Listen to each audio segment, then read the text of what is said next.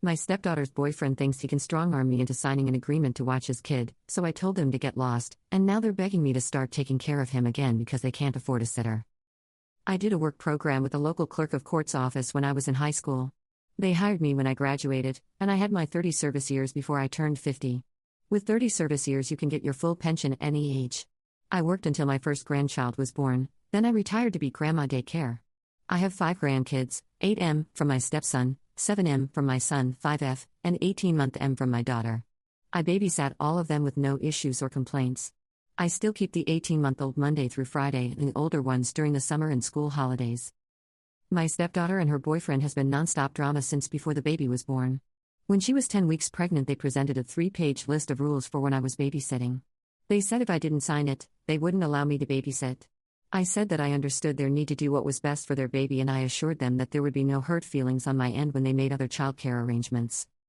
Some of the rules were almost understandable but most were downright ridiculous, and none of it was going to work for me. I don't remember them all but some examples are, I can't take the baby anywhere without their permission, I can't watch more than one additional child while babysitting, I can't cook, I had to provide the full name, job and address of any potential visitors ahead of time for their approval of the person being around their child. They have to know anytime I have a guest over and know who it is and how long they stay. My 9-year-old cat would have to be kept out of rooms where the baby would be, even when the baby wasn't there. I couldn't get another pet without their agreement.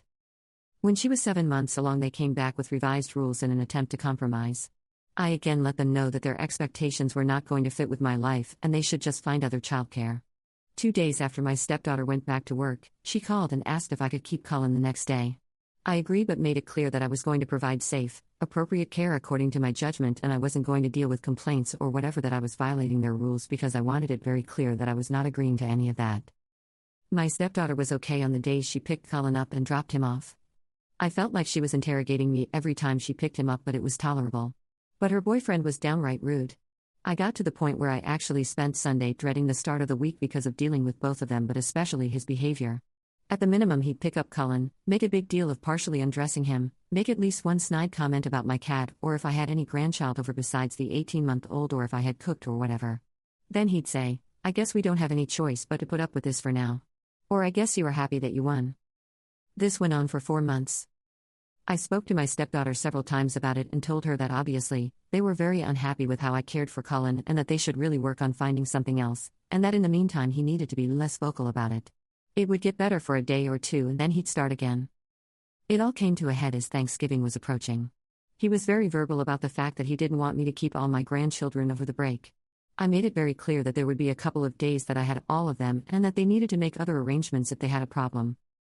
They didn't make other arrangements and when he picked Cullen up on the first day that I had all my grands, he was very rude and although nothing happened, everyone was happy, clean, fed, had a great day he said, to Cullen, that he was sorry that they had no choice except to leave him in an unsafe situation to be neglected. I called my stepdaughter that night, relayed to her what was said and told her that she had 2 weeks to make other arrangements and that she needed to drop off and pick up Cullen during those 2 weeks and if her boyfriend came to drop him off I would refuse to keep him and if he picked him up I would not keep him again.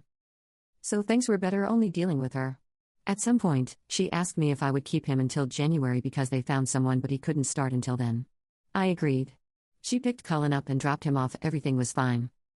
New Year's Day several people sent me a screenshot of a post her boyfriend made on social media about how thankful he was that they were finally able to leave Cullen without worrying about his safety or him being neglected. He didn't outright name me or accuse me of anything specific but anyone who knows us, knows I was keeping him and the post implied plenty. I was just happy that it was over. Friday she called me and said that their new childcare provider had told her that Cullen wasn't a good fit and that she couldn't bring him back Monday. She asked if I would start keeping him again.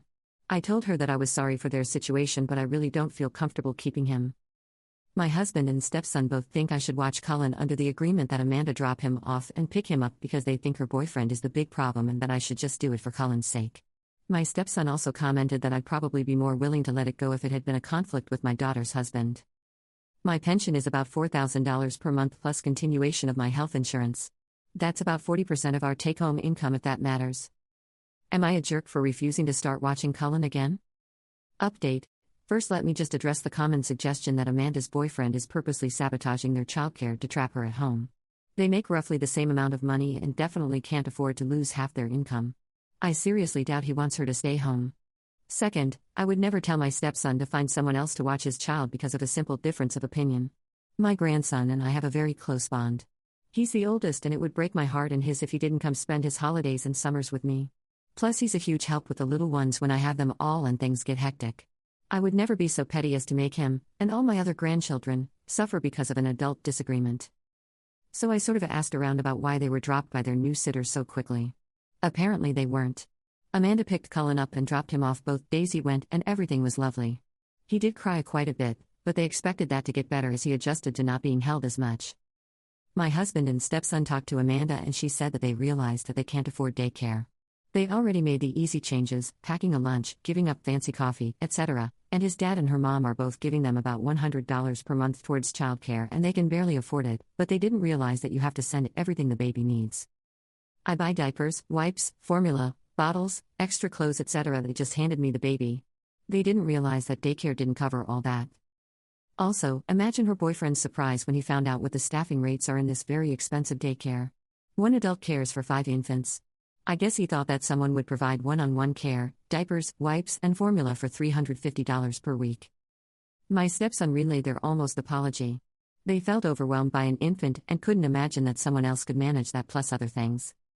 Cullen is going back to daycare tomorrow. Cullen's dad is selling his dirt bike and Amanda is selling some designer clothes, handbags, and shoes to cover the cost.